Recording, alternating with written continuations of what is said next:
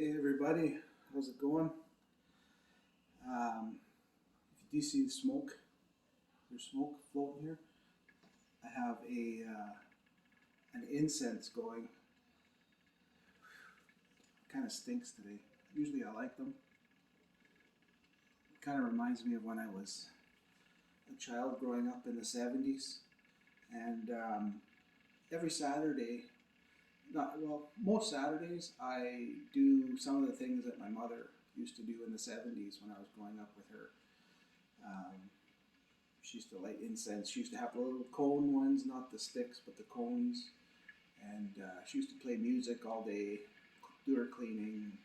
But also the beer truck would arrive first thing in the morning and drop off her day's supply of beer. I don't do that. Not today. So this video is not my regular Sunday video. I'm just shooting this one on the fly on Saturday as I was thinking of a few things, and got me really thinking about when I was growing up and how things were then versus how they are now, and just some things I'm trying to goals I've set as an adult. If you hear that sound, that's a teapot. Just making myself a tea. I hope that's not annoying at all. So the one thing I was thinking about is how I find myself that if I don't tell anyone I'm not drinking, then it's easy. There's no stress, there's no pressure. I find, if I find different ways to say no without saying I'm just not partaking, because I really don't owe anyone an excuse. It's up to me to not drink, and I can word it however I want, and I just wanted to offer that up, that maybe you just don't have to tell anyone. If you're out somewhere in a social setting and there's drinks happening, maybe, and someone says, here, Fred or Juanita, do you want a beer or do you want a margarita? You don't have to say, I'm not drinking. You just say, I'm good right now, thanks. Or, you know what, I think right now I'm just going to have this. And you're not pulling the wool over anyone's eyes. You're not, you're being truthful. No, I'm not having one right now, and that's true. You just haven't offered up the full reason behind why you're not having one right now. Mint green tea. Like I said before, last time I invited you in my kitchen, I'm not a huge tea fan. I like mint. I like mint gum. And I know green tea is good, especially as you're getting older. I need to find things that are good for me to help me become a healthier version of me. So, right today so what does this have to do with anything? Well, I thought about not telling anyone because today without telling my wife, I decided that today I wasn't going to eat any starchy carbs, kind of like a full keto day. If I eat vegetables or anything, they're just going to be fibrous ones, which I don't know if I will. No broccoli or anything like that today. I don't know. We'll see. But for the most part, I'm just going to be eating things like eggs and bacon and tuna tuna, I'm just going to mix onions in with it and maybe some hot sauce or something. As long as I have to check to see if there's what the sugar is, if there's any sugar in the hot sauce, or some I know will have hot sugar, but hopefully the stuff I have doesn't, but we'll see. Trying to stay away from the sugary, starchy foods today because I want to give my body a kickstart in getting myself into the fat burning mode or whatever, however that's said. So I'm burning up all of my glycogen stores and kicking that off. And I'm taking ACV, apple cider vinegar, with the mother, it's called, and that's the one that has all of the good nutrients in it. And when you take ACV, I'm obviously not a medical expert, so take this with a grain of salt and do your own research. But um, it will help your body keep insulin levels from fluctuating too much when you eat. So I learned that a few years ago. I lost about 30 pounds, and when was that? 2019, I think it was. 18. Anyways, one of the things I was doing was taking ACV, and that's when it really kicked off. I quit coffee, took ACV, boom, the weight started coming off. Coffee will boost your insulin or cortisol levels, which is a hormone that will help make your body store fat. You know, the stress hormone or whatever. And so the ACV helps with that. And another thing I've been doing is I've been walking a lot because that also keeps your insulin in check, somewhat in check. It helps. So then with that, the ACV, and I start thinking about eating and the eating part, you know, and I start thinking about, you know, it's Saturday and this is how crazy my mind is, but, or all over the place, I should say. I start thinking about the 70s and how I remember as a child that when we ate, you know, you ate a breakfast, you ate a lunch, and you ate a supper, and a lot of the times your meals were very similar or the same all the time. You know, you always had, I don't know, sandwich for lunch, mashed potatoes, and pork chop for supper. Let's just say that. Green beans, whatever. Breakfast was, I don't know what it was. I don't even remember. And you didn't really snack. I don't remember snacking a lot. And if you did snack, if you had something like chips, it was like a special treat on the weekends. Whereas today, as we know, I don't know if there is such a thing as special treats anymore.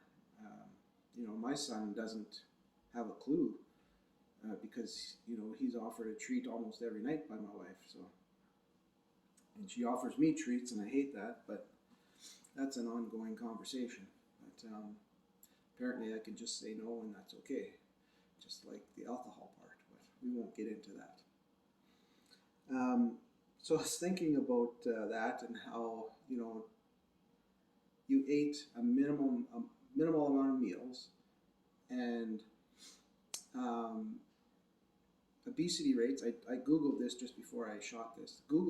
Obesity rates back in the 70s were about, in North America, were about 15% obesity rate, and today it's North America. It's about 36% obesity. Now, was it 67 or 76%? I think 67% are overweight, but the 36 are considered obese. Now, that those charts are kind of wonky anyways. At 5'8" and 220 pounds, I'm considered dangerously obese. I should be around 160 according to the medical charts, which is, I don't think just the bones in my body alone could weigh 160.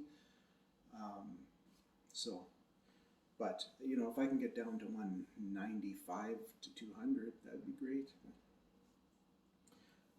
So just a little fun fact for there about obesity and how things have changed, you know, over the last 4 or 5 decades. And I just was thinking about the eating, because I'm the way I'm eating today, and also just for information, did I say I had bacon and eggs today? Yeah, today I had bacon and eggs, no ketchup, just bacon and eggs, red onion with the eggs, and some salt and pepper, and that was it. And then I started thinking about, in the 70s, I lived with my grandparents for a while and was very close with them, and I started thinking about how my granny used to always have a jar filled with bacon grease, and she would use that for cooking. Whenever she'd make bacon, she'd fill it, top it up, and I don't know anyone who does that now, and wasn't a bad idea. You know, if you use butter for cooking, You know, you could substitute bacon grease if you make bacon. I'm not going to start doing that, but I just thought I'd mention that. Yeah, that's funny. I like to weekends for some reason. I maybe have more time to think, but I reminisce quite a bit more about when I was a child. And hang on a sec. Hot. Did you enjoy that? Okay. Now, I started this video thinking about don't tell anyone, don't tell anyone. And here I am telling all of you, but I want to share with you about don't tell anyone. You don't need to tell anyone. Why do we feel compelled to tell everyone all the time? Oh, I'm quitting eating, you know, guacamole, or, you know, I'm not drinking alcohol, or I'm whatever. I'm not gambling anymore. I'm not doing this. You know, it's great. Maybe people need a pat on the back, but a lot of times I think that if we just didn't tell anybody, it would be a lot easier for ourselves, because a lot of times people aren't as helpful or as supportive as you would want them to be. And that's what I'm finding, even in, you know, people I love very much and are very close to me. They're so brainwashed in the way they've been brought up that they don't understand that what they're doing is kind of undermining what you're trying to do when they offer, well, just have one. You know, how many times do we have to have that conversation? Don't ask me if I want just one. If I'm saying I'm not having chips tonight, don't ask me if I want just a small bowl. Why would you do that? Or if I'm cutting back on drinking, why would you, but saying I don't want any Monday to Friday, let's say, why would you ask me Monday to Friday every night if I want to drink? Well, just one. Because I have an addictive personality. I don't have just one with anything except tea. I'll just have one. So there you have it. I don't know how good this keto thing today. I used to do it and it worked well. And the thing is, when you eat lots of fat without the carbs, your body feels very heavy, very full, and you're not as hungry. And now I ate bacon and eggs around 10:30, 11 a.m. this morning. It's mid-afternoon now. I'll probably have my supper. I think what I'll do is now this probably sounds gross to you, but I love tuna.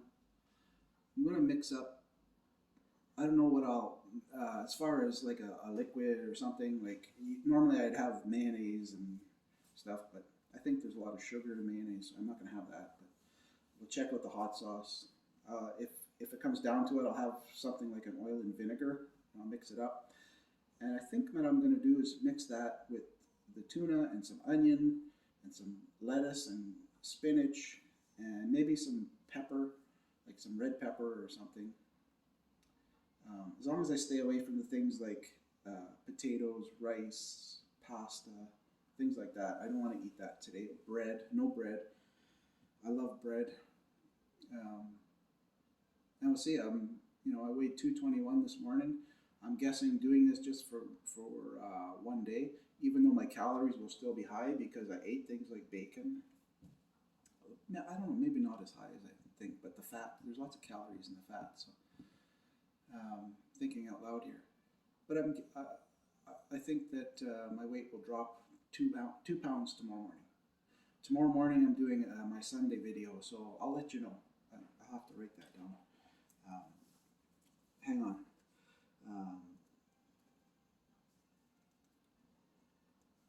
Now the pen's not working.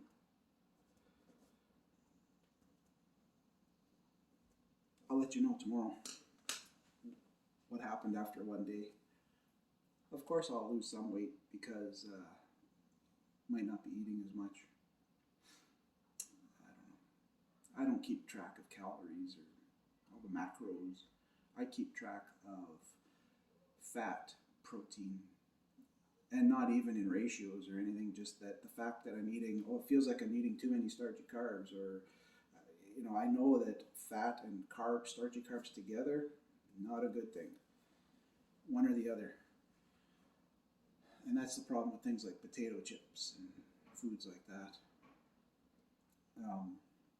Anyways, don't tell anyone. If you're quitting drinking, you don't have to tell anyone. You don't owe it to anyone. You just might have to change how you offer that information to someone. And you might find a world of difference. And it's so much easier when you're just not telling anyone. Nobody's the wiser. Nobody needs to be wiser. It's just about you. Me. Pumpkin. You see that? I grew this. Check this out. I grew that one, and I grew a couple more here, one there, and there. I have one up. Yeah, I grew, for the first time this year, I thought, I'm going to try pumpkins. So then I grew two or three plants. Those things get huge, the plants. And yeah, I had the incense.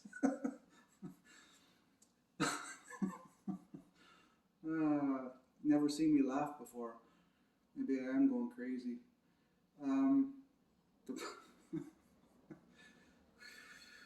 pumpkin plants they get pretty big. I kind of assumed that, but it kind of overtook my garden, and I got about nine pumpkins, which was kind of cool. Next year I think I'll just grow one plant. And there's my phone. So anyways, that's it for today. You don't have to tell anyone, okay? Have a great day. I'll see you tomorrow.